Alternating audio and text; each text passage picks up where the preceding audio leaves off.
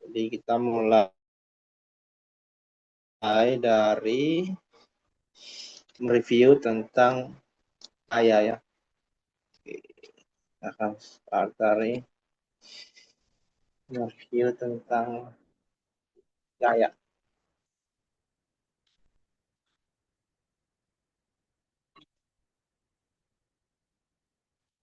Oke.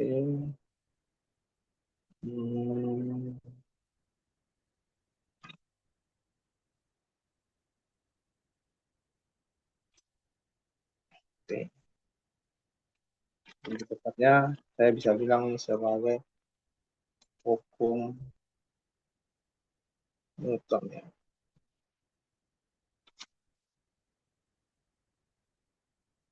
Oke. Nah, jadi untuk bisa mengerjakan soal yang berkaitan dengan hukum Newton ya, ada beberapa hal yang minimal Sophia kuasai, Sophia pahami ya. Pertama bahwa di sini dalam hukum Newton ya, itu kita menganggap jadi kita menganggap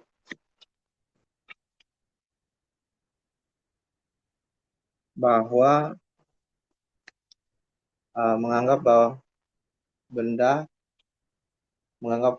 jadi kita menganggap benda sebagai partikel titik ya, partikel titik. Jadi maksudnya bahwa jadi gaya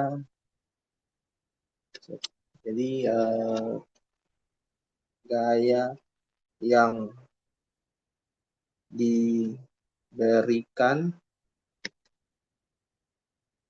pada benda bekerja pada pusat masanya. Pusat masanya dan hanya membuat benda bergerak lurus ya, atau bahasa fisikanya bilang gerak translasi ya. Jadi di fisika itu kalau Sophia udah SMA, nanti Sophia kenal ada namanya gerak rotasi ya. Jadi gaya yang diberikan bisa juga menyebabkan gerak rotasi kalau misalkan bendanya itu tidak dianggap sebagai benda titik tapi benda tegar. Benda tegar berarti kita melihat benda seperti bentuknya, bahwa gaya yang diberikan itu bisa buat bendanya berotasi. Nah, ini pemahaman pertama. Nah, yang kedua, setelah itu kita review tentang hukum Newton. Jadi minimal Sophia harus tahu tentang hukum 1 Newton. Nah, hukum 1 Newton itu apa namanya? Disebut sebagai hukum inersia ya. Hukum inersia. Nah, dalam hukum 1 Newton bahasa fisikanya gini. Jadi, kalau misalkan sigma F sama dengan 0, maka ada dua opsi. Opsi pertama yaitu kalau misalnya jika V0 itu adalah kecepatan awal ya. Jadi kalau V0-nya 0 ya, maka kecepatan akhirnya juga 0, Pt-nya juga 0. Kalau misalnya jika kecepatan awalnya itu tidak 0 tapi ada satu kecepatan, itu maka kecepatan akhirnya akan tetap sama ya. Gitu. Jadi harus tulis dulu, jadi V0 sama dengan kecepatan awal, Vt-nya kecepatan akhirnya. Gitu. Kemudian berikutnya adalah hukum 2 Newton. Apa minimal yang kita pahami tentang hukum 2 Newton? Nah, yang minimal yang kita pahami tentang hukum 2 Newton adalah bahwa hukum ini berbicara hukum tentang percepatan ya, tentang hubungan gaya dan percepatan. percepatan. Jadi bahasa fisikanya bilang bahasa fisikanya bilang A sama dengan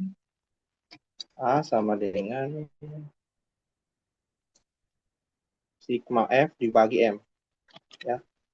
Oke, jadi A itu apa? A itu adalah percepatan. Ya. Percepatan, satuannya adalah meter per sekon kuadrat. Kemudian ini adalah sigma F. Sigma F itu apa? Adalah total gaya.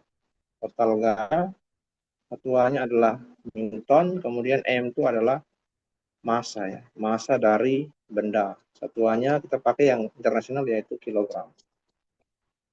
Nah, simbol ini kita baca sebagai sigma. Sigma, ya. Sigma yang artinya penjumlahan total gitu. Oke. Nah, berikutnya adalah hukum 3 Newton. Berikutnya adalah hukum 3 Newton, ya. Hukum 3 Newton. Ya. Hukum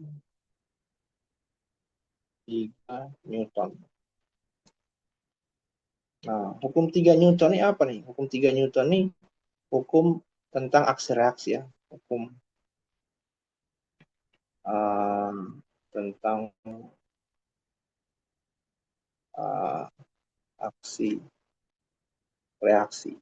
Nah, jadi bahasa fisikanya bilang apa namanya?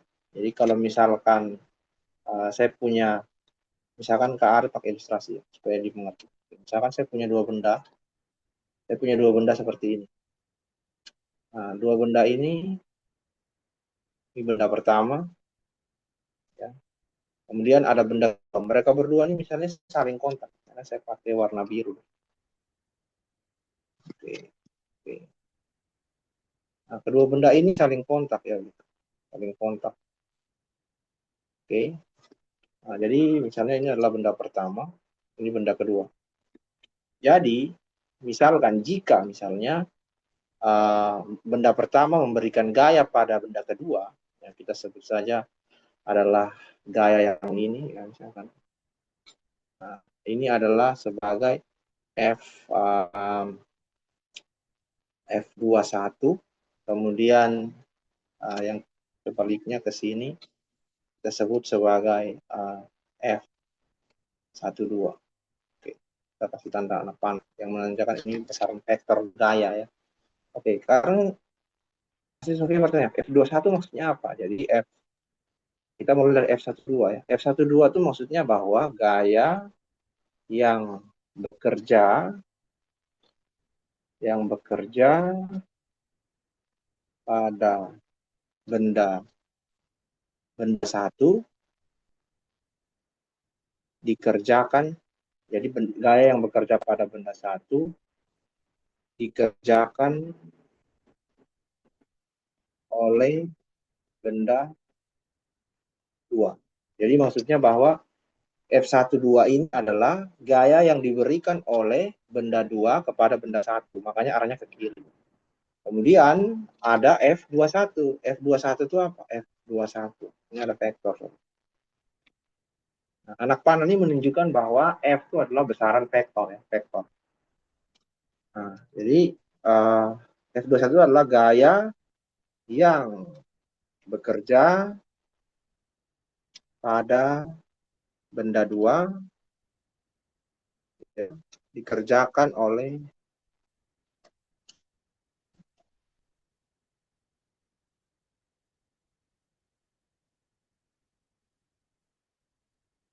ya. Jadi F21 itu adalah gaya yang bekerja pada dua dikerjakan oleh benda satu. Nah, gini, ya. Jadi kalau kari ulangi, kalau F21 arahnya ke kanan, artinya gaya ini bekerja pada benda dua ini dikerjakan oleh benda satu ini.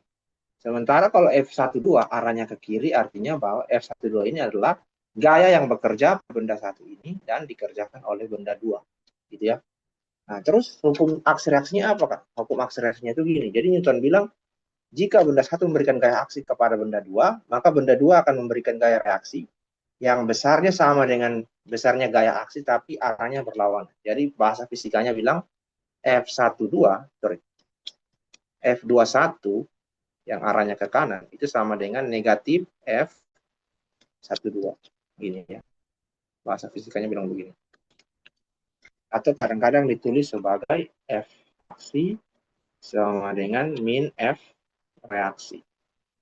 Biasanya ditulis begini, ada vektornya. Bahasa di buku-buku ya. Kalau misalkan kita tidak menggambarkan ada objek di sini. Nah, okay. Nah ini tiga hukum dasar ini harus kita ini ya, harus kita ingat ya, sehingga nanti kalau kita lihat soal kita bisa pakai. Nah, kemudian kan tadi kita fokus ke yang ada gaya geseknya ya. Nah, gaya gesek kan gaya dalam fisika ini kan banyak. Nah, yang agak berbeda nih, yang maksudnya yang butuh cukup sedikit pemahaman lebih, gaya gesek ya, gaya gesek. Kita masuk ke gaya gesek. Gaya gesek. Nah, gaya gesek ini ada dua. Ada namanya gaya gesek. Gaya gesek statis ya. Dan yang kedua adalah gaya gesek kinetis. Nah, ada dua gaya gesek ya. Ada gaya gesek statis dan gaya gesek kinetis. Nah, kemudian apa nih yang membedakan gaya gesek statis dan kinetis? Kita startnya dari gaya gesek statis. Gaya gesek statis. Biasanya ditulis sebagai F kecil S. Kayak gini ya. Nah, gaya gesek statis itu adalah, jadi gaya gesek statis ini gaya yang bekerja dari benda belum bergerak ya, sampai benda tepat akan bergerak.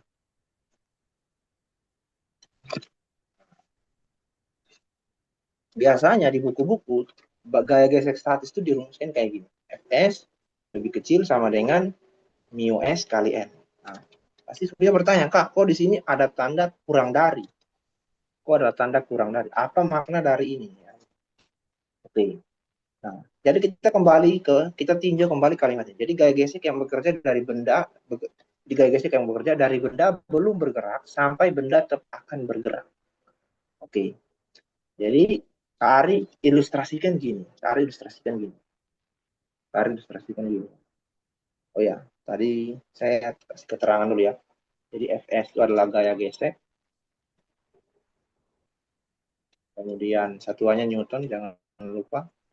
Terus mu S adalah koefisien gesek statis ya. Kemudian N itu adalah gaya normal ya. Gaya normal. Satuannya Newton. Oh iya, gaya normal belum ke Aris sampaikan. Habis ini ya.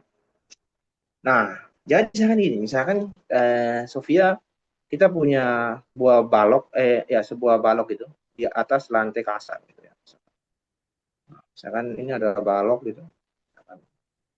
Kita punya sebuah balok di atas lantai kasar gitu ya. Nah, balok ini misalnya bermasa katakanlah masanya misalnya berapa ya? Masanya adalah katakanlah masanya adalah 30 kg lah. Misalkan ya. Ini Kari buat contoh. Nah, sekarang di permukaan lantai ini nggak licin tapi kasar. Di mana di sini koefisien gesekan statisnya adalah 0,5 ya. Begitu. Nah, sekarang pertama kita akan melihat, misalkan di sini Kak Ari akan memberikan gaya pada ada gaya tarik misalnya ke kanan ya. Misalnya ada gaya tarik. Jadi balok ini misalnya kita tarik miringnya. Kita tarik ke kanan ya, gini ya. Dengan gaya F misalkan. Nah, oke. Ya, kita lihat, kita akan tinjau gaya-gaya yang bekerja pada walok. Nah, ada gaya F, selain gaya F ada gaya MG. Sorry ya. Ada gaya MG ya, MG. Ya, ada gaya MG. M kali G ke bawah dan ada gaya juga ada gaya normal. Gaya normal. Nah, gaya normal itu apa? Gaya normal itu adalah gaya yang diberikan oleh permukaan bidang sentuh terhadap objek yang ada di asnya. Ya. Jadi di mana arah gaya normal itu selalu tegak lurus dengan permukaan bidang sentuh. Jadi ini permukaan bidang sentuhnya ini, maka gaya normal harus membentuk sudut 90 derajat sini. Gitu ya. Jadi dia harus lurus. Nah, gitu ya. Nah, selain gaya normal, juga ada gaya gesek tentunya. Kan? Ada gaya gesek statis. Nah, gaya gesek statis juga ada dong. Saya kasih warna apa ya? Warna lain lagi. Orange.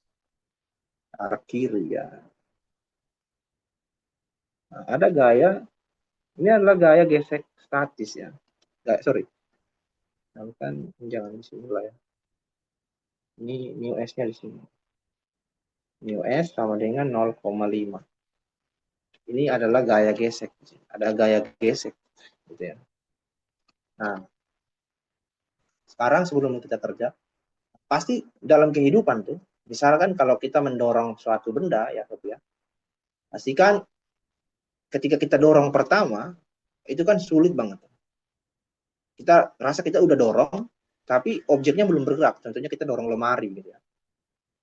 Nah, kenapa bisa begitu? Karena di sana ya, gaya dorongan yang kita berikan itu masih lebih kecil dari gaya gesek statis maksimum. Jadi gaya gesek statis ini dia punya nilai maksimum, ya, dia punya nilai maksimum. Nah, jadi dari persamaan dari rumusan ini, ya, kalau misalkan kita buat sama dengannya, maksudnya kalau kita tulis sama dengan berarti kita sebutnya tuh bukan Fs tapi Fs max sama dengan mu s kali n. Nah, jadi kalau misalkan kita memberikan gaya lebih kecil dari Fs max ini, ya, maka bendanya itu belum bergerak. Kenapa? Karena gaya yang kita berikan lebih kecil dari Fs max, gitu ya. Sekarang kita akan hitung Fs max. Gimana cara ngitungnya, Kak? Caranya gini. Nah, kan benda kan kita kasih gaya di sumbu horizontal ya, sumbu horizontal yang ini ya. Sumbu vertikal kan yang sumbu tegak ini. Nah, ini. Kita kan berikan gaya di sumbu horizontal ini, oke. Berarti benda akan memiliki kemungkinan bergerak dalam sumbu horizontal. Tapi dalam sumbu vertikal bendanya gak gerak ya gitu ya. Nah, berarti ya. Nah, sekarang kita tulis di sini ya. Kita tulis nanti sigma F ya sama dengan 0. Sigma F sama dengan 0. Nah, terus sigma F-nya kita tulis N kurang MG sama dengan 0. Maka N sama dengan MG.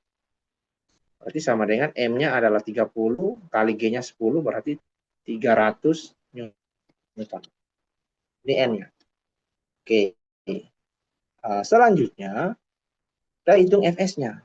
Fs max, Fs max maksudnya. Sama dengan mu S kali N. Sama dengan 0,5 kita kali dengan 300 yang baru kita dapat. Berarti kita dapatnya berapa nih? 30 kali 5. Berarti 150 Newton. 150 ya. Iya. Kan 30 kali 5 kan. Nah, kalau misalnya Sophia memberikan gaya di sini lebih kecil dari nilai ini, maka benda akan belum bergerak. Misalnya gini, saya memberikan gaya. Oke, pertama gaya yang saya berikan pertama misalnya saya memberikan gaya 30 Newton. Berarti gaya yang saya berikan dikatakan lebih kecil dari Fs max. Fs max ya. Fs max ya. Maka kesimpulannya adalah benda belum bergerak ya. Nah, gitu. Kemudian berarti gaya geseknya berapa dong Kak di sini? Kalau saya berikan gaya F1 sama dengan 30. Nah, kalau saya berikan gaya 30 Newton, berarti gaya geseknya sekarang Fs-nya adalah 30 Newton. Gitu. Ya. Gitu ya. Nah, kemudian kalau misalkan saya naikkan lagi F2-nya, misalnya saya naikkan jadi 100 Newton. Nah, di sini juga berarti F2 yang kita berikan ini masih lebih kecil dari Fs max. Berarti ini juga sama, benda belum bergerak. Belum bergerak. Kenapa belum bergerak ya? Karena gaya yang kita berikan lebih kecil dari gaya gesek statis maksimumnya. Maka kita katakan lagi di sini bahwa sama kayak di atas, bahwa gaya gesek sekarang naik jadi 100 Newton. Jadi dia mengikuti nilai gaya yang kita berikan. Berikutnya kalau saya kasih gaya F3 misalnya 150 Newton. Nah, berarti di sini gaya yang kita berikan itu sama dengan nilai Fs max. Berarti di sini benda tepat akan bergerak. Tepat akan bergerak ya, kesimpulannya. Jadi ketika gaya yang kita berikan sama dengan gaya gesek statis maksimum, berarti di situ kondisinya adalah benda tepat akan bergerak. Berarti di sini gaya Fs-nya kita sebut apa? Fs-nya kita sebut sebagai Fs max. Begitu ya. Jadi artinya begini, artinya bahwa ketika saya tulis Fs lebih kecil dari mu s kali n, itu menandakan bahwa nilai Fs mengikuti besar gaya yang kita berikan. Sementara ketika Kak Ari tulis Fs sama dengan mu s kali n, Fs sama dengan mu s kali n itu adalah Fs max maksudnya. Nah, jadi pemahamannya begitu gaya gesek statis ya. Nah, kalau misalkan gaya yang kita berikan lebih besar daripada Fs max, maka benda akan bergerak. Jadi kalau gaya yang kita berikan lebih besar dari Fs max, maka kesimpulannya benda bergerak. Benda bergerak. Nah, pertanyaannya muncul, apakah ketika benda bergerak berarti tidak ada lagi gaya gesekan yang bekerja pada benda? Oh, salah itu. Tetap ada gaya gesek yang bekerja pada benda, tapi namanya berubah. Namanya jadi gaya gesek kinetis sekarang. Nah, ketika gaya yang kita berikan lebih besar dari Fs max, berarti gaya gesek sekarang berubah menjadi gaya gesek kinetis. Jadi ketika maka gaya gesek yang bekerja adalah gaya gesek kinetis. Gini ya, kinetis. Oke. Di mana rumusnya adalah Fk sama dengan mu kali N. Nah, yang harus Sophia ingat bahwa nilai dari Fs selalu lebih besar dari Fk. Dan juga koefisien gesekan statis lebih besar dari koefisien gesekan kinetis. Oke ya. Jadi tadi mu s itu adalah apa? Koefisien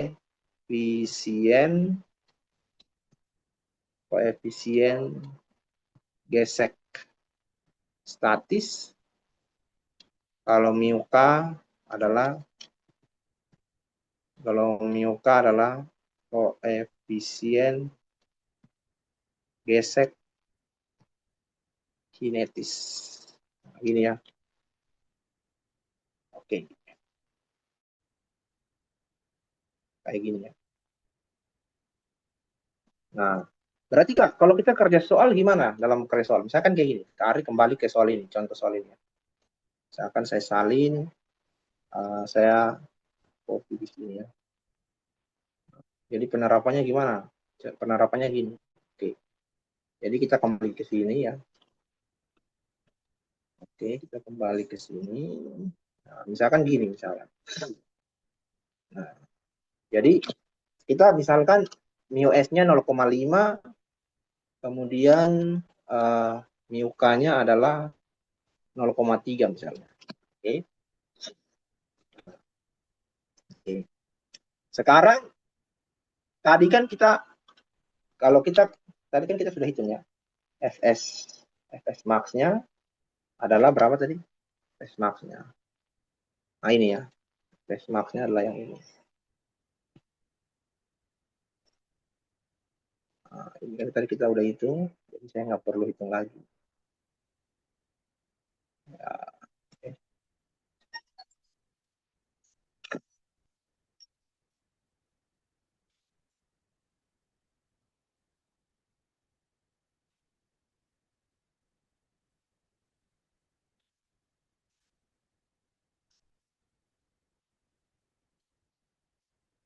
Oke, jadi jadi gini. Oke, sekarang Fs max-nya adalah 150 Newton kan?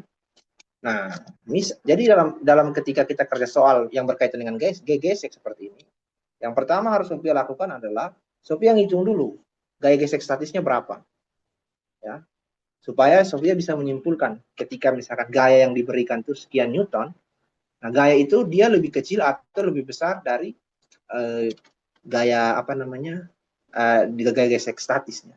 Jadi misalkan gini, ada sebuah benda, misalkan soalnya gini, ada sebuah benda masanya 30 kg berada di atas lantai datar yang kasar.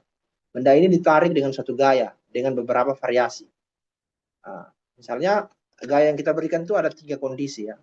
Jadi misalkan kondisi 1, F1 sama dengan 100 Newton. F2 sama dengan apa namanya 150 Newton. F3 misalnya sama dengan 200 Newton. Nah, pertanyaannya adalah tentukan gaya manakah yang menimbulkan percepatan gitu, dan tentukan besar percepatannya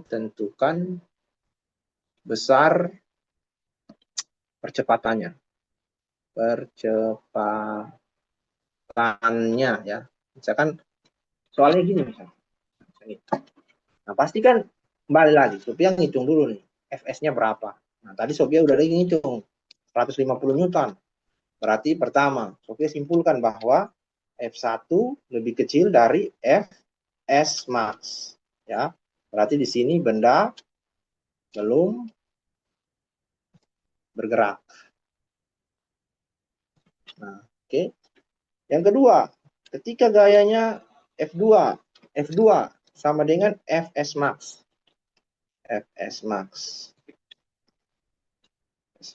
Berarti di sini benda tepat akan bergerak. Ya.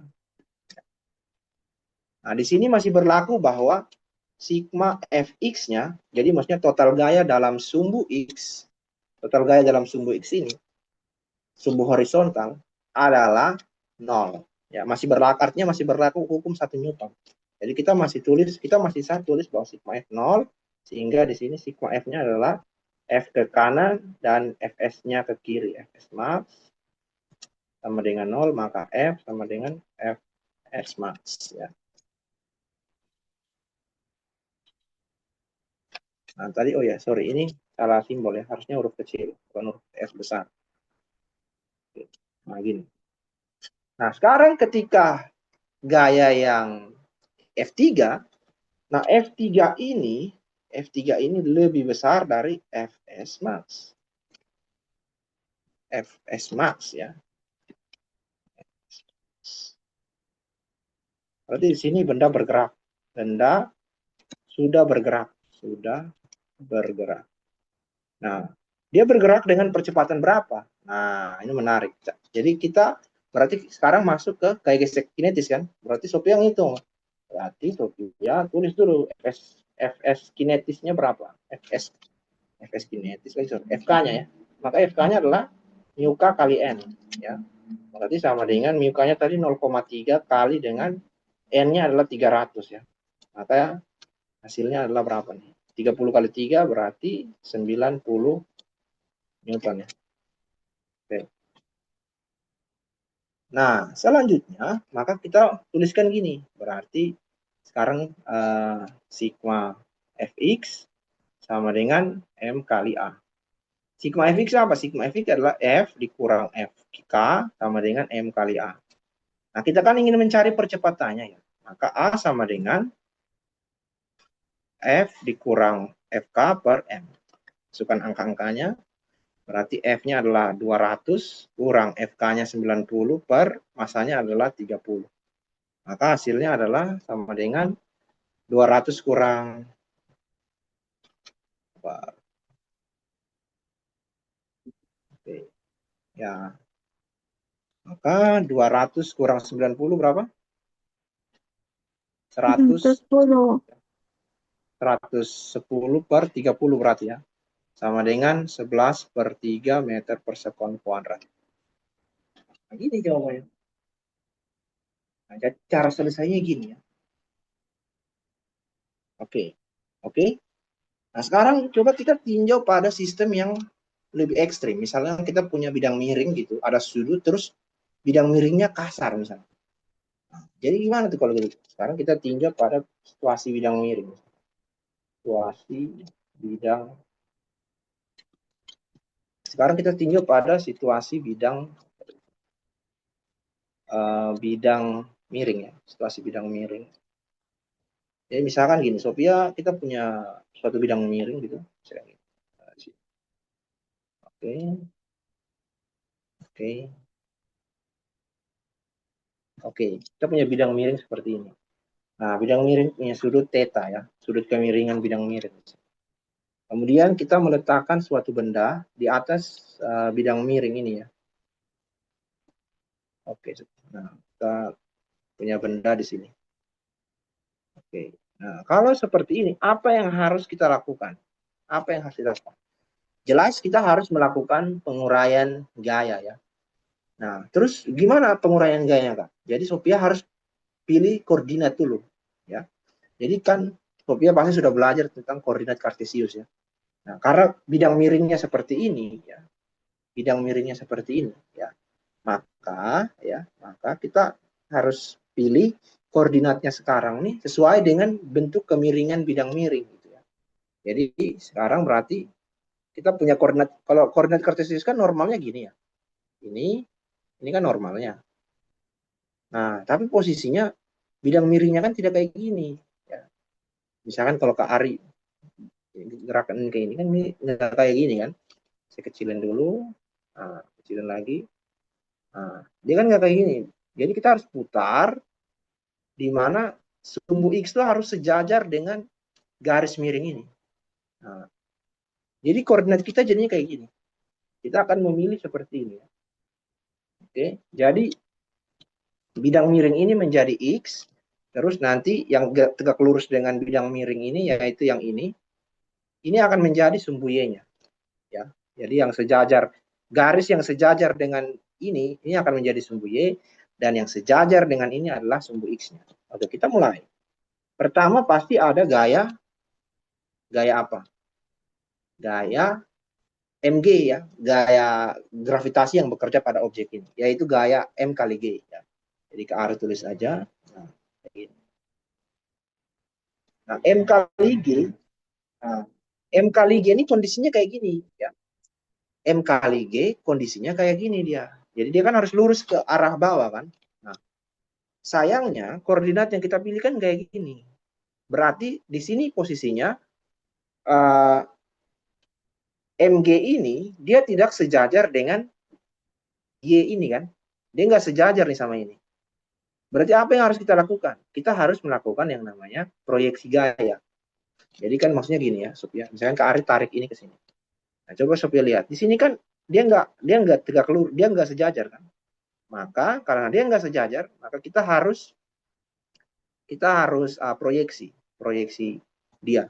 Proyeksi kemana Kak? Proyeksinya itu gini maksudnya. Proyeksinya itu adalah, jadi kita proyeksi dia ke arah sumbu Y, yaitu yang ini, dan juga kita proyeksi ke arah sumbu X, yaitu yang mana? Yaitu yang saya pilih warna ini. Ya, yaitu yang ini. Ini masih miring, sorry. Harus lurus.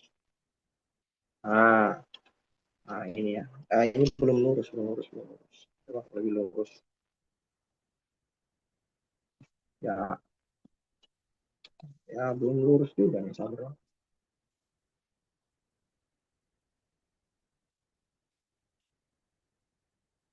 Ya, inilah ya. Ini udah lurus.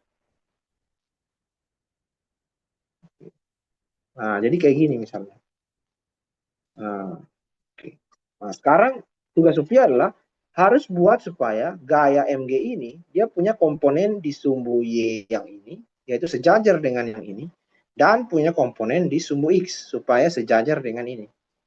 Nah, caranya gimana nih? Caranya gimana? Nanti Sophia sebut gaya yang ini sebagai apa? Gaya yang ke arah X ya. Jadi sebut saja ini sebagai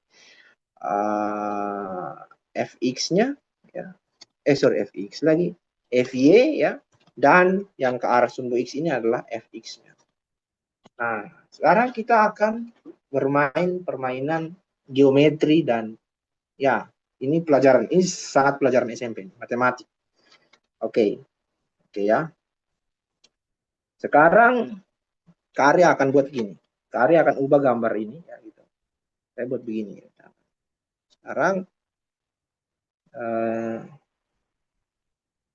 oke. Nah, sekarang kalau misalnya saya buat gini ya. Saya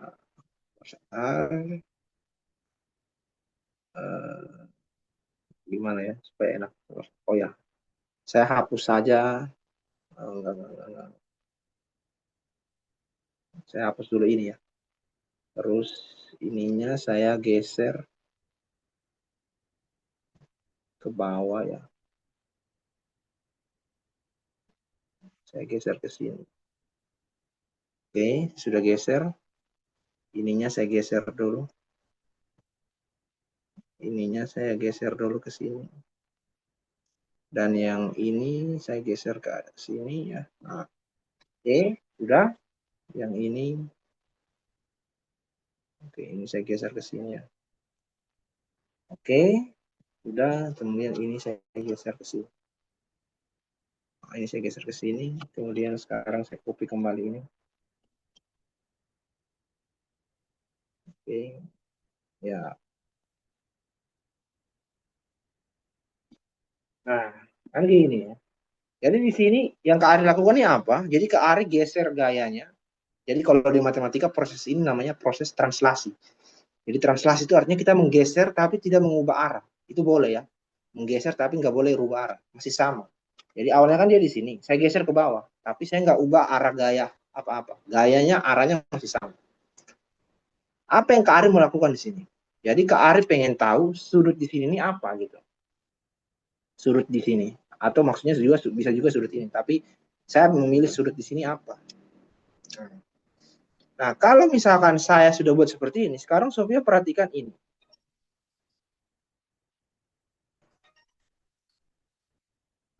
Sofia perhatikan ini ya. Sofia perhatikan ini.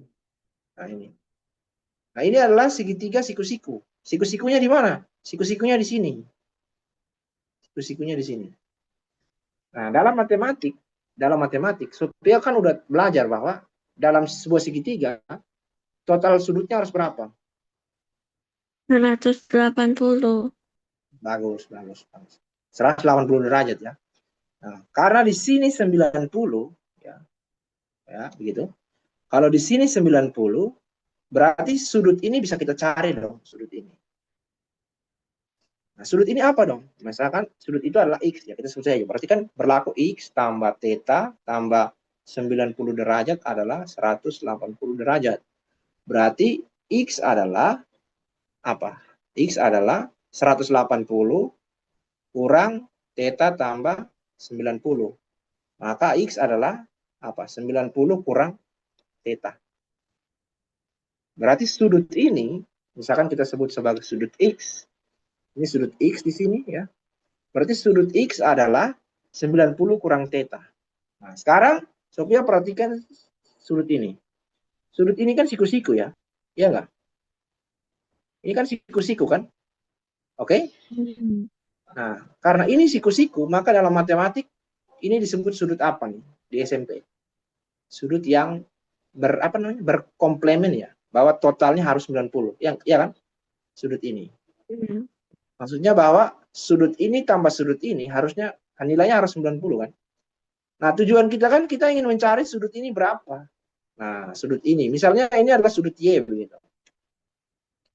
Berarti kita berlaku tulis apa? X tambah Y harus 90 derajat.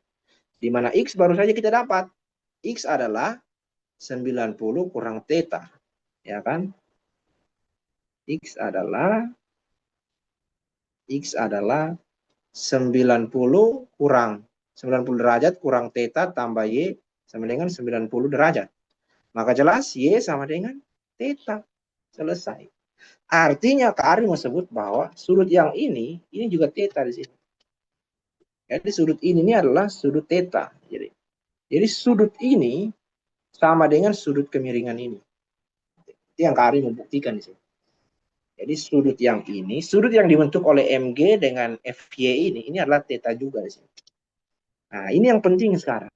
Karena nanti di soal fisika, yang diketahui itu sudut kemiringan bidang miring. Terus kita diminta menentukan besarnya proyeksi MG di sumbu X dan sumbu Y ya. Gitu. Nah, setelah Sophia sudah tahu bahwa ini adalah theta, maka sekarang pekerjaan jadi mudah. Kenapa jadi mudah?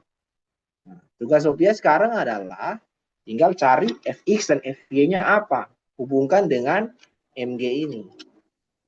Oke. Nah, sekarang Kak Ari buat lagi kayak gini. Sekarang saya buat lagi kayak gini. Saya akan copy ini semua. Oke. Saya akan copy ini semua. Kemudian saya akan hapus ini ya. Ini juga saya hapus. Terus yang saya lakukan adalah saya akan menggeser ini dulu. Sip. Jadi saya geser ya. Saya geser ke sini. Terus ini saya panjangin. Dan terlalu besar, terlalu panjang ya. Kira-kira gini. Terus saya akan geser ini, kemudian kecilin. Nah, supaya pas di sini ya. Kemudian bagian ini akan saya hapus. Terus bagian ini akan saya geser ke sini ya. Terus bagian ini akan saya geser ke sini. Dan bagian, oh ya, bagian ini, bagian ini akan saya pindahin ke sini. Dan bagian ini akan saya pindahkan ke sini. Nah, oke. Jadi sekarang yang Kak Ari lakukan ini adalah saya pengen buat gaya vektor-vektor ini jadi sebuah segitiga. Jadi kayak gini ya. Nah, di sini ada siku-siku di sini. Nanti Sophia ini SMA ya. Nanti Sophia belajar di SMA itu ada materi namanya trigonometri. Jadi di trigonometri mungkin kemarin sudah kita singgung beberapa kali ya. Kita punya yang namanya sinus kan, sinus theta. Nah, sinus theta itu apa? Sinus theta itu adalah sisi depan sudut per sisi miring. Sisi depan sudut apa? Itu yang fx. Sisi miring di sini adalah mg kan. Berarti kita punya fx per mg. Maka kita kan ingin cari tahu komponen di sumbu x. Berarti fx-nya adalah mg sin theta. Berarti komponen gaya yang ini bisa saya hapus. Saya bisa tulis saja bahwa yang ke arah ini adalah mg sin theta. Seperti ini. Kemudian saya juga punya definisi bahwa cos theta, misalnya ini di sini ya, nah, gitu. Saya juga punya definisi bahwa cos theta adalah sisi samping per sisi miring. Sisi samping sudut yang mana? FY. Sisi miringnya MG. Oke, berarti saya punya FY per MG. Maka FY adalah MG cos theta. Berarti saya sudah punya, saya bisa hapus ini dong. Saya bisa hapus ini aja. Saya bilang ini adalah apa? MG cos theta. Selesai. Nah, sekarang kita sudah punya proyeksi dari MG sesuai dengan koordinat yang kita pilih. Berarti selanjutnya kita, apakah ini sudah selesai? Belum. Karena kita masih ada gaya lain, yaitu gaya, bisa saya pakai warna apa ya? Oh, ya inilah ya. Nah, masih ada satu gaya ke atas. Nah, yang kita sebut dengan gaya normal. Jangan lupa, ada gaya normal ke atas. Nah, ini kondisi benda yang kita simpan dalam bidang miring. Kita simpan di bidang miring. Situasi benda di bidang miring itu fundamental pertama digambarkan seperti ini. Nah, nanti ada situasi baru lagi, ada situasi baru. Misalkan situasi baru gini. Sekarang situasi baru. Situasi bidang miring kasar. Nah, sekarang bidang miringnya tidak licin, tapi kasar. Bidang miring kasar. Bidang miring kasar. Nah, sekarang kita punya keadaan situasi bidang miring kasar ya, situasi bidang miring kasar. Nah, saya misalnya masih pakai gambar yang sama supaya jangan makan waktu menggambar. Oke, nah sekarang ini Kak Ari masih punya gambar yang sama. Tapi sekarang kondisinya tuh apa? Kondisinya tuh sekarang ada tidak lagi licin dia, tapi dia kasar ya. Tapi dia kasar gitu. Nah, Sophia pasti bisa bayangkan. Coba kita membuat, coba bayangkan. Kalau misalnya sudut bukaan ini makin tinggi, misalkan ini kan sudut bukaan bidang miringnya. Kalau misalkan bidang miringnya kita coba kasih naik, misalkan begini, terus begini, terus begini, terus begini, berarti akan ada sudut di mana walaupun tidak ada gaya yang kita berikan untuk mendorong si balok ke bawah, balok bisa akan tetap turun kan? Iya enggak? Halo? Iya. Ya, misalkan gini. Misalkan di kondisi ini baloknya belum turun misalkan. Tapi kalau saya naikkan sudutnya makin miring, maka akan ada suatu kemiringan tertentu di mana balok itu turun. Nah, biasanya di soal-soal fisika itu ditanya, di sudut berapakah balok itu akan turun. Nah, gitu. Jadi misalkan gini, kita dikasih bahwa, oh ini adalah mu s misalkan. Nanti ada soal-soal fisika itu kayak gini. Misalkan ini mu s. Misalkan akan ada soal-soal fisika begini. Tentukan sudut paling kecil atau sudut minimum bidang miring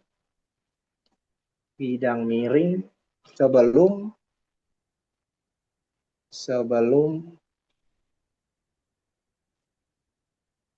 balok bergerak ke bawah. Balok bergerak ke bawah. Nah, balok bergerak ke bawah. Nah, kalau misalkan kita dikasih soal fisika kayak gini, hal yang pertama yang kita lakukan adalah jangan kita takut gitu. Yang harus kita lakukan adalah kita harus mikir, kira-kira ide apa yang bisa saya buat di sini? Saya harus punya ide apa? Nah, idenya adalah yang ini tadi. Idenya apa? Idenya adalah yang mana? Yang ini. Jadi idenya itu datang dari sini. Kondisi ini. Jadi sudut minimum itu harus memenuhi kondisi ini ya. Bahwa gaya yang kita berikan harus sama dengan Fs max. Kan pasti di sini ada Fs max juga nih. Kan pasti ada Fs max juga kan? Di sini ada Fs max juga. Ya kan? Nah, sekarang kita mulai. Kita lihat. Kita buat dulu sigma X, sigma Fy-nya. Jadi kita mulai dari sigma Fy. Pada benda adalah 0. Jadi sigma Fy, maksudnya total gaya dalam arah sumbu vertikal itu adalah 0. Karena memang benda tidak bergerak dalam sumbu ini. Berarti saya tulis di sini, saya tulis sebagai N kurang Mg cos theta sama dengan 0. Gitu ya. Maka saya punya N sama dengan Mg cos theta. Oke, sudah. Sudah dapat bahwa nilai dari gaya normal itu sama dengan nilai Mg cos theta. Ini pertama. Oke. Sekarang tinggal kita ke sigma Fx. Nah, sebelum benda bergerak, berarti minimal gaya yang kita berikan itu harus sama dengan gaya gesek statis maksimum. Berarti ya, saya akan tulis di sini gitu. Berarti sigma, di sini saya akan tulis bahwa sigma Fx sama dengan 0. Masih 0 karena memang benda belum bergerak. Tepat akan bergerak tapi belum bergerak. Berarti apa sigma Fx-nya? Sigma Fx-nya adalah, karena kan benda mau bergerak ke bawah ya kan. Berarti arah gaya gesek kemana? Menurut Sophia. Ke atas atau ke bawah? Ke atas ya, bagus. Jadi ingat, gaya gesek itu dia selalu melawan arah gerak benda. Jadi kecenderungan gerak benda kemana, maka gaya gesek akan lawan itu. Jadi gaya gesek tidak boleh searah dengan kecenderungan arah gerak benda. Misalkan benda cenderungnya mau gerak ke kiri, berarti gaya gesek nggak boleh ke kiri, dia harus ke kanan. Kalau benda cenderungnya ke kanan, berarti gaya gesek nggak boleh ke kanan, tapi dia harus lawan, dia harus ke kiri ya. Gitu. Misalnya saya kasih warna apa ya supaya beda. Oh yang ini aja dah. Nah ini ya. Jadi harus kasih beda-beda warna supaya bisa jelas ya. Kalau enggak nanti ini ya. Ini adalah gaya geseknya ya. F statisnya itu S. Maka di sini Soviet tulis apa? Tulis bahwa Fs max ya jadi janganlah. Pertama tulis dulu F gesek dulu, F gesek. Tadi kan di sini berlaku F gesek kurang mg sin theta ya sama dengan 0. Di mana F gesek adalah Fs max kurang mg sin theta sama dengan 0. Terus Fs max-nya ganti dengan mu s kali n kurang mg sin theta sama dengan 0. Maka mu sn sama dengan mg sin theta. Nah, kan Sophia mau nyari mu s kan, berarti mu s sama dengan apa? Sama dengan mg sin theta per n. Di mana tadi kita sudah dapat n. N adalah mg cos theta. Berarti kita punya mg sin theta per mg cos theta. Maka kita nyoret semua nih. mg dan mg kita hilangin. Berarti sisanya mu s-nya adalah sin theta per cos theta. Di mana sin per cos disebut matematik bilang itu adalah tangen theta. Jadi ya mu s adalah sama dengan mu s sama dengan tangen theta. Ya kan? Apakah ini sudah selesai? Belum, karena kan tadi kita mau nyari apa? Sudut. Maka kita tulis theta sama dengan kita bisa tulis gini, tangen pangkat min 1 dari mu s. Jawabannya ini. Jadi tangen pangkat min 1 dari mu s itu maksudnya kita kan di sini sudah dapat nilai mu s, nanti kita ingin cari tangen theta. Sorry, kita ingin cari tetanya ini. Nah, di sini kita buat begini maksudnya bahwa sudut berapa yang menghasilkan tangen tetanya adalah mu s. Itu maksudnya. Kita buat operasi ini. Nah, sudut itulah adalah theta. Gitu ya. Ini ke Ari hanya pakai variabel doang. Jadi kalau nanti Sophia ikut soal Olimpiade Fisika di SMA, nah itu kebanyakan dia kayak gini, dia nggak ada angka, hanya ada variabel. Jadi kita dikasih kondisi, terus kita diminta untuk menjabarkan rumusnya berdasarkan kondisi. Jadi di fisika tuh kita nggak boleh menghafal rumus, nggak boleh, nggak boleh. Gitu. Yang kita lakukan di fisika adalah kita harus memahami ide-idenya supaya ketika kita dikasih kondisi, kita tahu nih, oh ini kita harus pakai kondisi apa. Ini kondisinya apa nih? Gitu. Nah, contohnya ini begitu ya. Nah, ini dasarnya ya, dasar sekali bagi Sophia. Nah, jadi kan rumus dasar dari sini kan sebenarnya ini sebenarnya. Rumus dasarnya itu adalah ini. Rumus dasarnya itu hanya ini sebenarnya. Ini ya. A sama dengan sigma F per M. Ini rumus dasar. Rumus dasarnya ini. Ya, ini rumus dasar. Nah, dari rumus dasar ini, kita bisa jabarkan ke banyak rumus. Contohnya yang tadi Kak Ari tulis di bawah. Nah, tergantung situasi dan kondisinya. Ya. Situasi dan kondisi. Jadi tergantung pada situasi dan kondisi. Oke. Nah, untuk gaya, Kak Ari rasa standarnya ini ya. Sekarang kita coba ke momentum. Momentum dan impuls. Nah, ini juga materi SMA nih. Momentum dan impuls. Nah, tapi jangan takut, momentum dan impuls ini masih berkaitan erat dengan gaya. Makanya saya jelasin dulu gaya baru ke situ. Karena memang dia berkaitan dengan gaya ya. Oke. Momentum dan impuls.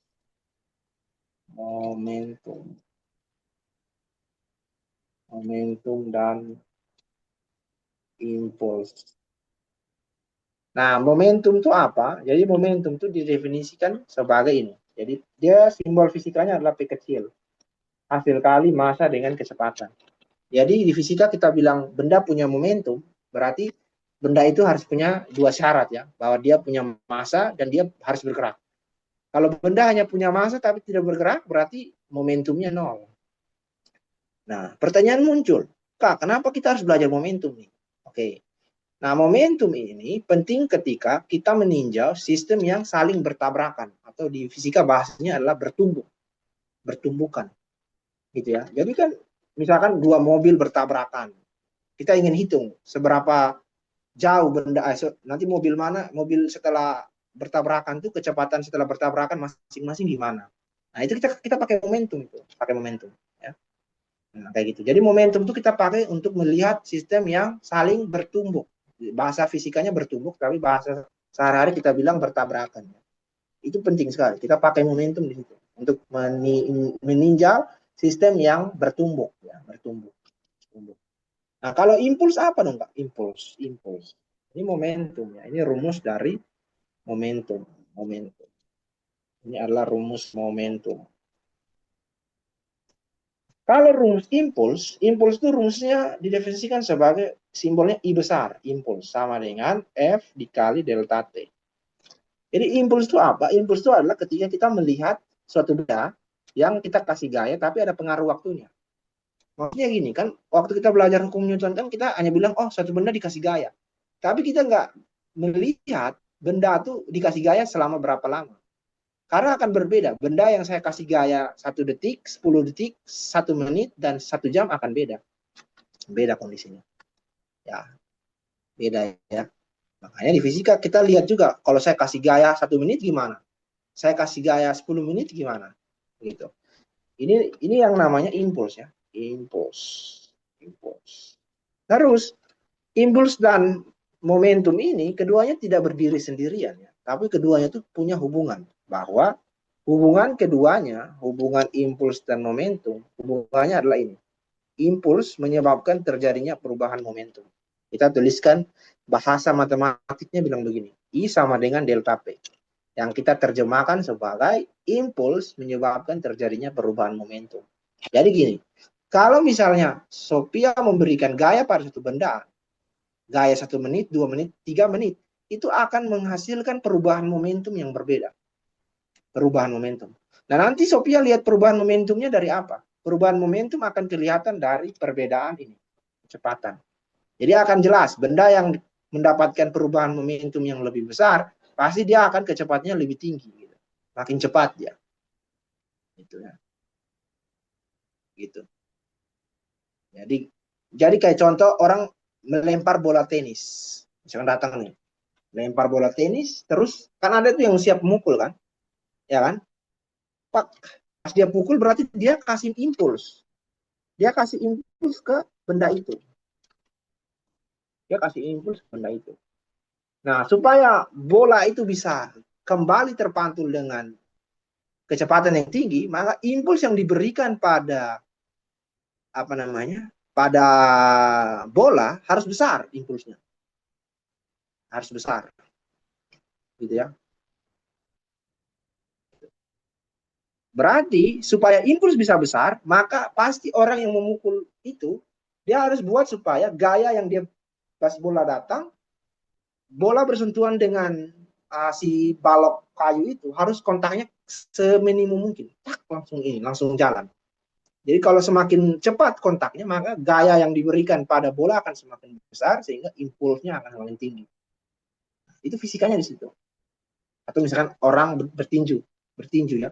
Nah, ketika dia meninju supaya lebih sakit, maka dia harus buat supaya gaya tangan yang dia kasih ke wajah orang itu harus sesingkat mungkin. Nah, kalau lebih singkat, maka gaya yang diberikan itu lebih besar. Nah, maka impulsnya akan lebih tinggi sehingga rasa sakitnya lebih besar. Jadi ada fisika di situ ya. Nah, gitu. Nah, kemudian ketika Sophia belajar impuls momentum, ada namanya hukum kekekalannya. Sama kayak di energi, ada hukum kekekalan energi. Ya. Nah, di momentum juga sama. Ada namanya hukum kekekalan momentum. Hukum kekekalan momentum. Maksudnya gimana nih, Kak? Maksudnya gini, misalkan kita punya, jadi kita akan cari hukum kekekalan momentum. Momentum. Jadi maksudnya gimana nih Kak? Maksudnya gini, misalkan Sophia punya sistem kayak gini, bola gitu ya misalnya. Ada bola satu berwarna merah, nah, terus ada satu lagi bola yang berwarna biru misalkan. Nah, bola yang berwarna biru. Nah, ini kayaknya lebih kecil deh, harus dibesarin dikit. Nah, gini lah ya. Nah, saya taruh di sini ya.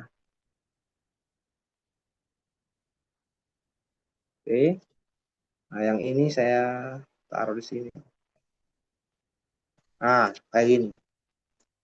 Nah, gitu ya. Nah, sekarang bola yang merah masanya misalkan ini adalah M1 gitu. Ini adalah M1, ini adalah M2. Nah, bola merah dia bergerak ke kanan gitu ya dengan kecepatan adalah V2 gitu ya. Dan bola M2 yang bola biru bergerak ke kiri dengan kecepatan ini V2 lagi, sorry, ini V1 ya. Ini V1, ini berarti V2. Oke. Oke. Nah, sebentar kita hukum kekalahan momentumnya itu akan kita tinjau pada saat tepat sebelum tumbukan dan tepat setelah tumbukan. Jadi kondisi yang diamati, jadi Kak Arif tulis di sini ya. Jadi kondisi yang diamati lagi amati ya.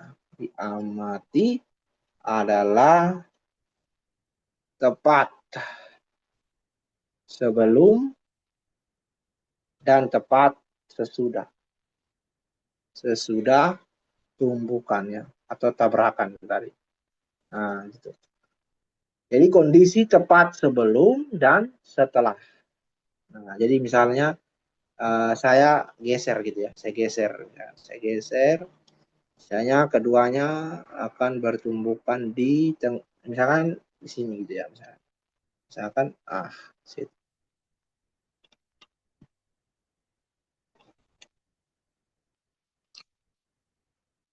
Nah, misalkan di sini ya, misalkan mereka berdua bertumbukan di sini. Geser, geser lah, ini kayaknya terlalu di tengah. Mungkin di sini lah ya, nah, sini. Terus yang M2 kita salin, misalnya misalkan dia di sini. Nah, sebelum ya. Jadi sebelum tumbukan misalkan pas. Nah, tepat sebelum tumbukan kecepatannya berapa? Dan setelahnya gimana? Dan mereka berdua. Jadi kondisi ini yang diamati ya. Tepat sebelum dan sesudah tumbukan. Nah, sebelum tumbukan pasti dia masih membawa kecepatan masing-masing V2 dan V1. Nah, setelah tumbukan pastikan benda M1 akan gerak kemana? Kiri kan pasti. Nah, kiri kita sebut sebagai V1 aksen dan yang ke kanan ya kita sebut dengan apa? V2 aksen. Nah, ini ke kanan jadi V2 aksen. Ini M2 ya.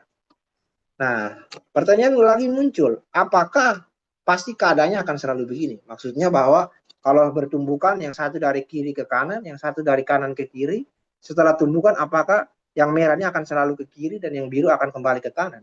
Kondisinya nggak selalu gitu ya. Semua tergantung lagi dari yang namanya tumbukan itu jenisnya apa. Dia elastis atau tidak elastis. Nah, tumbukan yang elastis itu contohnya apa? Contohnya adalah kalau misalnya Sophia lihat dua mobil bertabrakan. Tung, mereka kembali ke arah yang berlawanan. Atau bola biliar. Bola biliar datang dari arah yang berlawanan, terus bertabrakan, kemudian kembali ke arah yang berlawanan. Nah, itu namanya tumbukan elastis ya. Nah, kalau tumbukan yang tidak elastis, biasanya tuh gini. Datang, tabrakan, ya. Memang kembali, tapi energinya tidak kekal. Maksudnya apa? Bahwa energinya itu ada sebagian yang hilang menjadi panas. Karena pada saat bertabrakan, ada gesekan, ada kontak, maka kontak itu menghasilkan panas. Jadi total energi masing-masing, energi kinetik keduanya sebelum tumbukan, setelah tumbukan totalnya nggak sama lagi. Karena ada sebagian energi kinetik yang diubah jadi energi panas gitu ya. Nah, ada satu lagi yang namanya tumbukan tidak elastis, tapi tidak elastis yang sama sekali, tidak lenting sama sekali namanya. Nah, kalau yang itu setelah tumbukan, maka keduanya itu akan bergerak satu arah. Misalnya sama-sama ke arah kanan atau sama-sama ke arah kiri. Itu tergantung dari apa namanya kondisinya ya.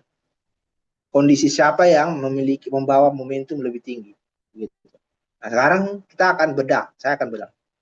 Hukum kekal momentumnya bilang apa? Bilang gini. Jadi apa namanya momentum sebelum tumbukan ya harus sama dengan momentum setelah tumbukan. Nah, gini ya. Nah, jadi eh, jadi momentum sebelum dan sesudah tumbukan harus sama ya. Atau bahasa fisikanya bilang gini. P1 tambah P2 harus sama dengan P1 aksen tambah P2 aksen. Bahasa fisikanya bilang gini. Atau kalau Kak Ari jabarkan lagi, M1 V1 tambah M2 V2 harus sama dengan M1 V1 aksen tambah M2 V2 aksen. Ini ya. Gitu ya. Oke, selanjutnya sebelum kita ke jenis-jenis tumbukan, Kak Ari perlu memperkenalkan yang namanya restitusi. Saya perlu memperkenalkan yang namanya koefisien restitusi. Atau simbolnya adalah E kecil ya. Nah, koefisien restitusi ini apa? Koefisien restitusi ini adalah perbandingan kecepatan dua benda ini setelah tumbukan dan terhadap sebelum tumbukan. Jadi rumusnya gini. Jadi rumusnya adalah P2 aksen kurang P1 aksen per P1 kurang P2. Nah, rumusnya gini. Ini koefisien restitusi. Nah, ini koefisien restitusi ya. Nah, oke. Nah, kalau misalkan sistemnya gini. Misalkan ini. Misalkan uh, ini adalah suatu benda gitu. Bolanya start dari sini. Nah, awalnya bola punya ketinggian H1 gitu. Setelah tumbukan, bola punya ketinggian misalnya H2. Nah, kalau misalkan kondisinya kayak gini, maka koefisien restitusi didefinisikan sebagai akar dari H2 per H1. Kalau kondisinya kayak gini. Sekarang jenis-jenis tumbukan sekarang. Sekarang kita masuk di jenis-jenis tumbukan ya. Jenis-jenis tumbukan. Oke, jenis-jenis tumbukan. Jenis-jenis jenis jenis jenis-jenis tumbukan.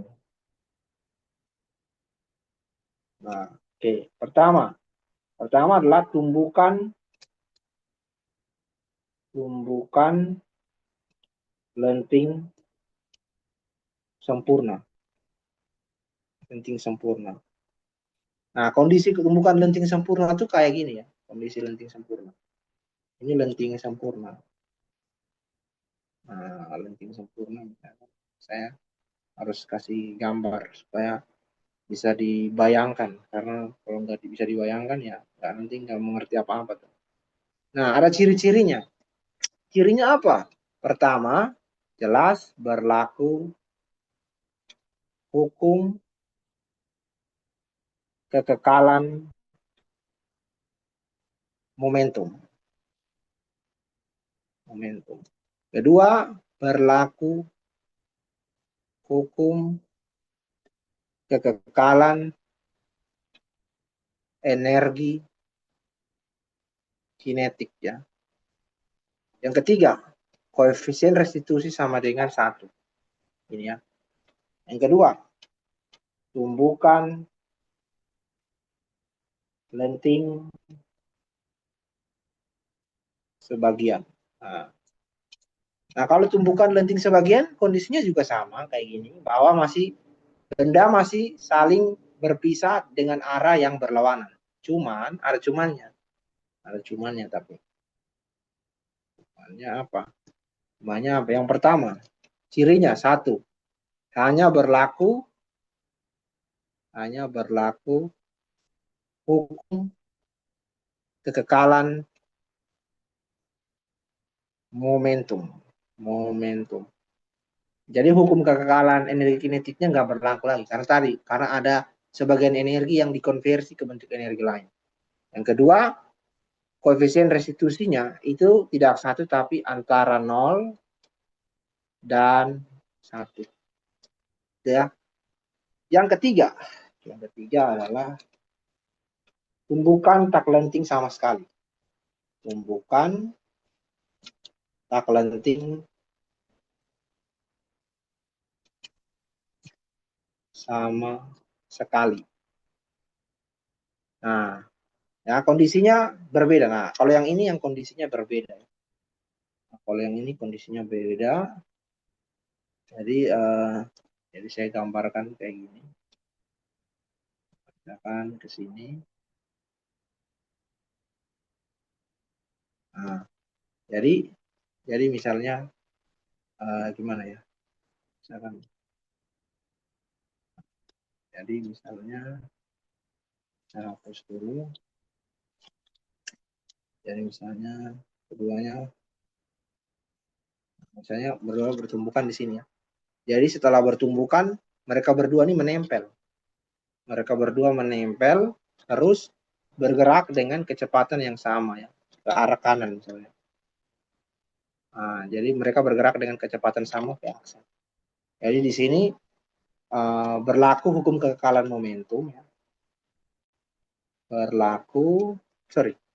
Hanya berlaku hukum kekekalan momentum. Hanya berlaku hukum kekekalan momentum ya. Momentum. Ini M-nya nggak jelas. Hukum kekekalan momentum. Terus bentuknya gimana, Kak? Bentuknya gini. Jadi M1V1 tambah M2V2 sama dengan buka kurung M1 tambah M2 dikali V aksen. Jadi kayak gini. Nah, jadi kenapa jadi satu kecepatan ya? Karena keduanya menempel. Jadi di sini kondisinya menempel ya. Jadi sama sekali tak elastis. Jadi ketika setelah bertumbukan keduanya tidak terpental tapi menempel. Kemudian gerak ke satu arah gitu ya. Terus berikutnya adalah koefisien restitusinya adalah 0. Nah, ini ya. Sekarang kita akan praktekkan hukum-hukum ini supaya kita tidak kaku ya. Oke, kita akan lihat soal dan mempraktekkan penggunaan hukum-hukum ini. Lihat. Nah, ini ya misalkan. Oke. Nah, kita start dari soal kayak gini.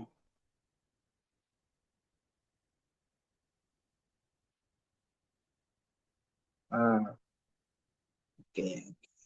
Nah, kayak gini misalnya ya. Nah, ini seru nih soalnya. Oke, kita lihat. Sebuah, oke kita kecilin dulu ini. Kayak gini ya. Sebuah bola karet ya. Massa, jadi kita tulis dulu ya. Massa 1, M1 adalah berapa? 100 gram.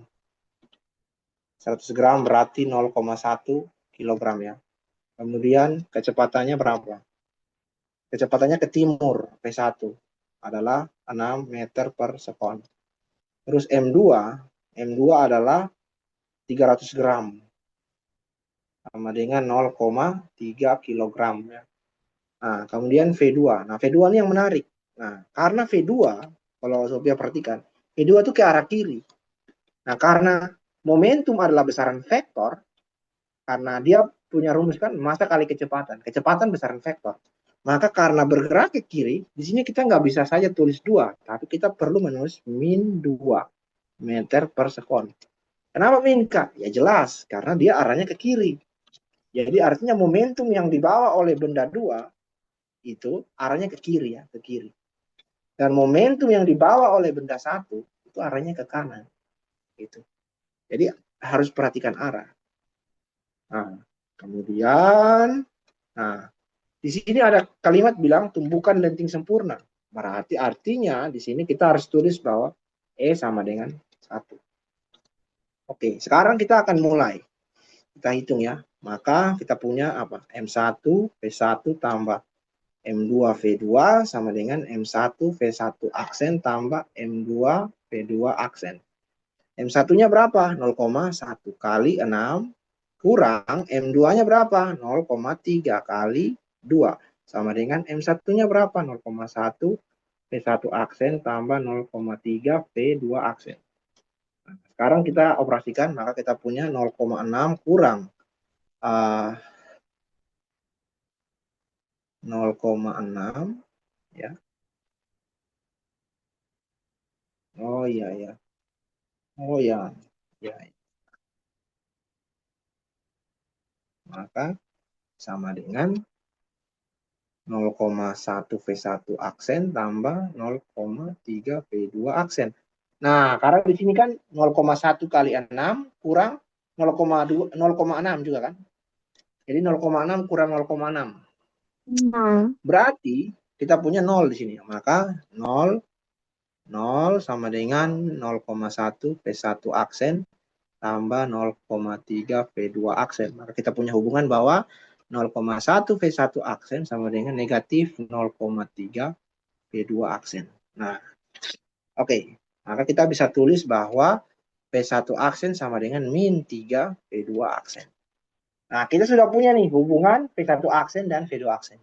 Sekarang kita gunakan rumus ini, koefisien restitusi. Jadi E sama dengan apa tadi?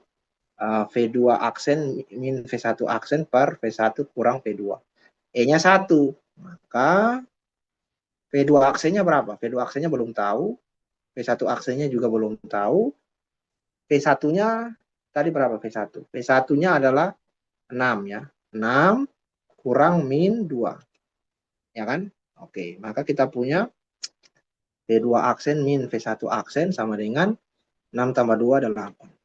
Maka kalau misalnya saya masukkan V1 aksen, yang ini saya ganti dengan hubungan ini ke dalam sini, apa yang terjadi? Maka kita punya V2 aksen kurang min 3 V2 aksen sama dengan 8. Maka 4 V2 aksen sama dengan 8. Maka saya punya V2 aksen sama dengan 8 per 4 sama dengan 2. Itu 2 ya. Bagaimana dengan V1 aksennya berarti? Nah, V1 aksennya, maka V1 aksen sama dengan tinggal kita gunakan ini. V1 aksennya tinggal min 3 kali V2 aksen. Berarti min 3 kali V2 aksennya adalah 2. Hasilnya adalah min 6 meter per sekon. Sudah, dapatlah kita. Gitu ya. Caranya gitu. Nah, sampai sini ada pertanyaan dulu? Belum ada, tapi boleh aku amati lagi gak? Gimana? Boleh, mau diamati lagi, mau dilihat lagi, mau dibaca lihat lagi. Oh ya, bagian yang mana? Yang bagian agak bawah itu. Oh, yang ini. Yang ini ya. Ya, Oke.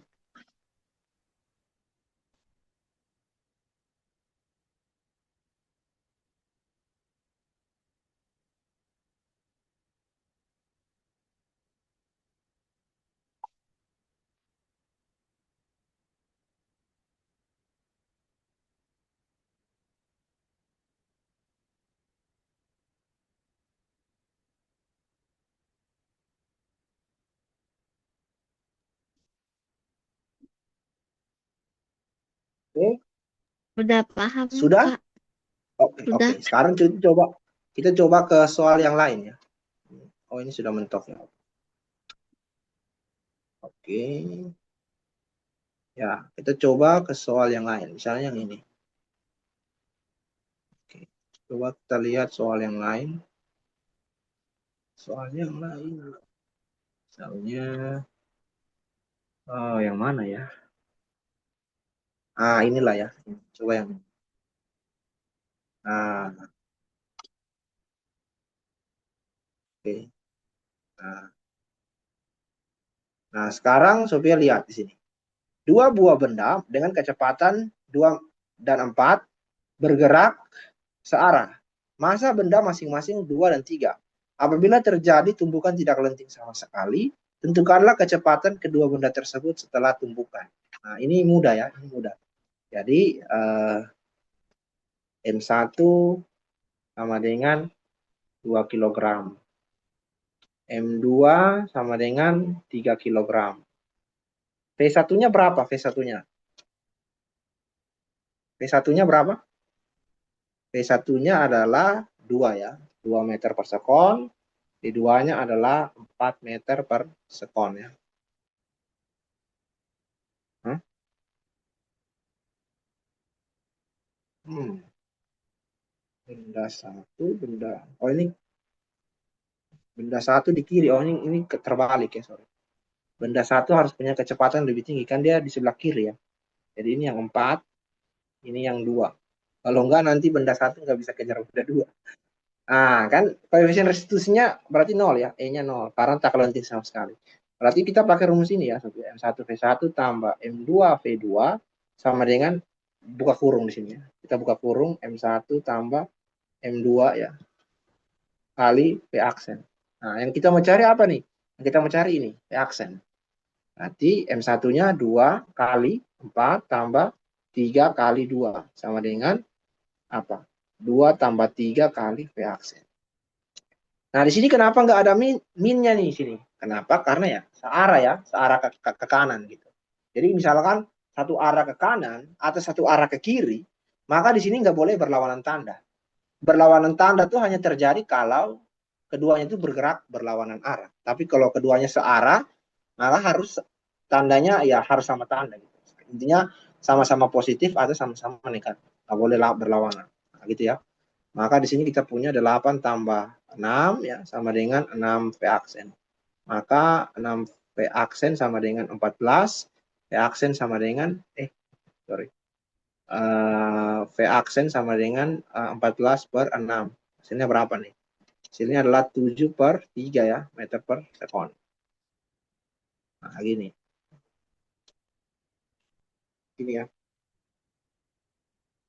Contoh yang lainnya.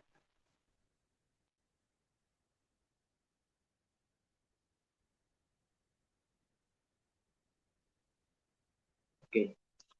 Nah, mungkin soal terakhir itu kayak gini, soal terakhir. Soal terakhir itu kayak gini. Nah, ini lebih agak bukan lebih sulit tapi lebih agak berpikir. Misalnya yang mana ya? Ah, ini misalnya yang ini. Ini yang lebih berpikir. Nah, ini ya. Nah, jadi soal ini agak berpikir. Kenapa Kak Ari bilang agak berpikir? Karena gini. Jadi sini Sophia lihat sebuah peluru dengan massa 30 gram ditembakkan dengan sasaran ayunan balistik yang bermassa 2,97 kg. Akibat tembakan peluru, balok berayun hingga tingginya 24,5 cm dari ketinggian semula. Jika G sama dengan 10, maka berapakah kelajuan peluru saat mengenai balok? Nah, jadi kayak gini. Jadi di sini soal kayak gini ini kita butuh sketsa. Jadi di sini Sophia harus mensketsakan kondisinya. Jadi pertama buat dulu balok ayunan balistik. Jadi ayunan balistik itu adalah sebuah ayunan yang di ujungnya kita gantung dengan balok kayu ya. Di sini kita tujuan pakai ini untuk mengukur kecepatan peluru gitu. Nah, misalkan ini ya kan. Nah, ini kan gini. Misalkan kayak gini. Nah, ini adalah baloknya. Nah, sebentar karena balok ini ditembak oleh peluru, maka dia akan berayun ya. Dia akan berayun, misalnya dia berayun, kabar ya. Ari geser dulu ini, yang ini dipanjangin dikit sampai sini. Nah, ini ya kondisinya. Ya, jadi dia akan berayun, misalnya dia berayun tuh sampai di sini ya. Nah, dia berayun sampai di sini ya. Nah, dia berayun sampai di sini. Salin. Oke, karena tempel. Oke. Oke. Nah, terus si peluru datang dari mana? Jadi kita gambarkan peluru kan datang dari sini kan. Miring lagi. Nah, jadi si peluru datang dari sini. Nah, saya gambarkan aja peluru kayak gini ya. Nah, ini peluru nih. Nah, dia datang dengan kecepatan awal tertentu, VP, yang kita belum tahu nilainya. Ini masih tanda tanya nilainya. Kita belum. Nah, VP-nya ini yang kita mau nyari ya. Nah, sebentar kan setelah dia bertumbuh, dia akan apa? Dia akan masuk ke sini. Dia akan masuk ke sini ya. Dan juga bersama dengan balok mereka akan berayun ya, berayun sampai ke sini. Jadi akan berayun bersama balok naik. Nah, naiknya tingginya berapa nih naiknya? Nah, tadi kan udah ada di soal. Nah, naiknya tingginya 24,5 cm. Berarti kita bisa tahu bahwa naiknya itu adalah ini ya. Jadi ini sampai di sini hanya adalah 24,5 cm. Nah, berarti kan di sini ada fenomena tumbukan di sini. Ada fenomena tumbukan di sini. Fenomena tumbukan. Nah, dari informasi ketinggian ini kita bisa mendapatkan kecepatan kecepatan V aksen di sini. Gitu ya. Kita bisa dapat kecepatan V aksen di situ. Kok bisa, Kak? Ya bisa dong. Kan kita nanti bermain pakai hukum kekekalan energi mekanik ya. Nah, jadi kalau Sophia perhatikan, hukum kekekalan energi mekanik kan bilang jika sistemnya tuh sistemnya terisolasi, berarti total energi mekanik di setiap titik harus sama. Jadi energi mekanik di saat di sini dan saat di sini ya itu harus sama ya gitu. Nah, di sini kan baloknya diam. Terus baloknya ada di titik terendahnya kan. Berarti di sini baloknya itu memiliki energi potensial nol. Nah, kalau di sini baloknya dan juga pelurunya akan berhenti, kemudian kembali ke sini kan. Nah, kalau di titik tertinggi ini kita sebut bahwa dia hanya punya energi potensial, tapi energi kinetiknya nol. Oke ya. Nah, jadi kita akan ambil kondisi tepat setelah peluru masuk, atau maksudnya tepat setelah tumpukan, ya. Dan kondisi berikutnya adalah di sini, tepat di posisi tertingginya balok dan peluru. Itu dua kondisi yang kita pilih. Nah, oke. Nah, maka kita pakai hukum kekekalan energi mekanik dulu. Hukum kekekalan energi mekanik. Nah, misalnya ini adalah titik A begitu. Ini adalah titik A dan ini adalah titik B. Maka kita bilang bahwa energi mekanik di A harus sama dengan energi mekanik di B. Energi mekanik di A itu adalah energi kinetik ya. Energi kinetik di A harus sama dengan energi potensial di B. Maka sama dengan energi kinetik di A adalah apa? Setengah M, setengah buka kurung M massa dari massa balok. Nah, jadi massa balok tambah massa peluru kali V aksen kuadrat sama dengan massa balok tambah massa peluru kali G kali H ya. Hanya yang ini. Nah, karena sama, jadi kita bisa coret ini dan coret ini. Terus kita dapatkan bahwa V aksen kuadratnya itu adalah 2GH.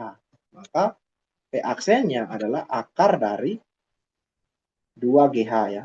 Di mana kita bisa hitung di sini. Nah, hanya kan 24,5 ya. Kalau kita konversi ke meter, berarti kita bagi dengan 100 sama dengan 0,245 meter ya. Kan gini. Oke. Nah, sekarang apa namanya? Nah, sekarang kita yang kita lakukan adalah kita kalikan ya sama dengan akar dari 2 kali 10 kali 0,245. Berapa nih hasilnya? Berapa? Coba kalkulator. Kalkulator. Coba.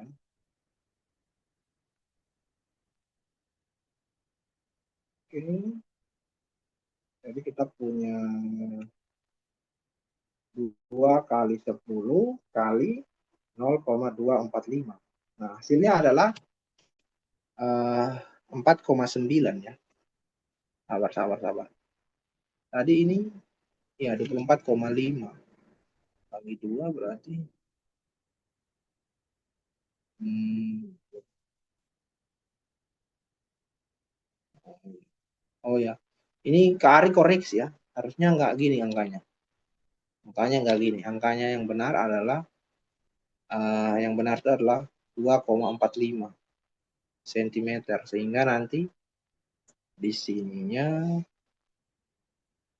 ini jadi 2,45 cm sehingga kalau kita bagi menjadi 0,0245 meter ya.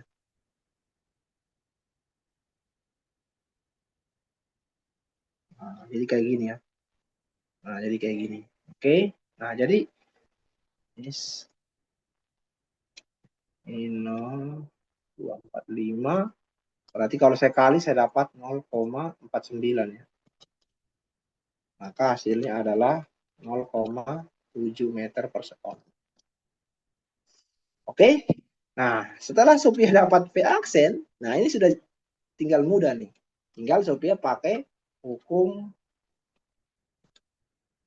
kekekalan momentum. Nah, Sophia tinggal pakai apa? Pakai ini. Jadi M massa peluru kali V peluru tambah massa balok kali V balok sama dengan massa peluru tambah massa balok kali V aksen. Nah, di sini kan massa balok berapa? Massa balok 2,97 kilogram, massa peluru 30 gram ya. Sama dengan 0,03 kilogram. Nah, kemudian kecepatan balok itu 0. Karena awalnya balok masih diam ya. Nah, sekarang tinggal Sophia masukkan. Berarti nanti bagian yang ini pasti 0 ya. Bagian yang ini kan 0. Oke. Nah, berarti yang Sophia lakukan apa? Ya, tinggal apa namanya? MP-nya berapa? Berarti ya betul ya. 30 bagi 1000 kan 0,03. Berarti 0,03 ya. 0,03 kali VP-nya adalah belum tahu ya. Tambah 0 sama dengan 2,97 tambah 0,03 kali 0,7. Maka 0,03 VP sama dengan 2,97 tambah 0,03 kan jawabannya kan 3 ya. 3 kali 0,7 adalah 2,1. Maka VP sama dengan 2,1 per 0,03. Maka hasilnya adalah 70 meter per sekon ya. Oke. Jadi kayak gini. Nah, jadi caranya kayak gini ya. Jadi kita dapatkan kecepatan peluru adalah ini. Kecepatan awal peluru adalah ini, 70 meter per sekon. Di sini ada pertanyaan? Ada. Oke. Oke ya. Nah, Kak rasa hari ini kita sampai di sini ya.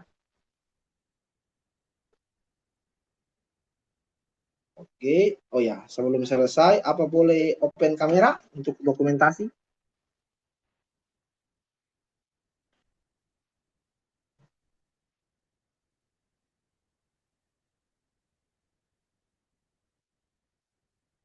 Halo?